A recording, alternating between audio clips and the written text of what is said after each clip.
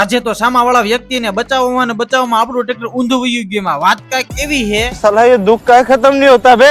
ને કાયદેસર લપસીને પગ ભાંગી જાય ને એવા રસ્તામાં જાય છે. કેમ કે આપણા ઘરે પ્લાસ્ટર ચાલુ છે ને રેતી ઘરથી થોડીક દૂર પડી છે એટલે આપણે રેતી જોવા જવાની છે કેટલી પડી છે કે કેટલી નહીં. અને આ ઢગલો પડ્યો ને આપણી રેતી છે ને this is the black gold અને અમારી ભાષામાં કહીએ ને તો કાળું સોનું છે, કાળું સોનું. ને ઘરે આવીને જોઈને ટ્રેક્ટરમાં તો સીટ આખી તૂટી ગઈ હતી. પછી શું પાના પકડા લઈ અને મંડાઈ ગયો ને આખી સીટ ખોલી નાખી. કેમ કે હવે આપણે અમરેલી રિપેરિંગમાં લઈ જવી પડશે. ને નાઈ ધોઈને જેવો અમરેલી જવા નીકળ્યો ને એવો તો ધોધમારનો વરસાદ આવવા માંડ્યો.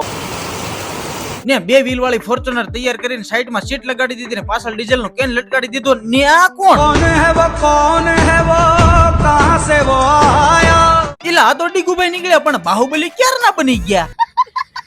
હવે તો વરસાદી આપણે અરે રમતું કરે છે. કેમ કે થોડીક વાર તો કાંઈ હોય ને જેવા ગાડી લઈને આગળ વધીએ ને એવા તો પલાળી દે છે.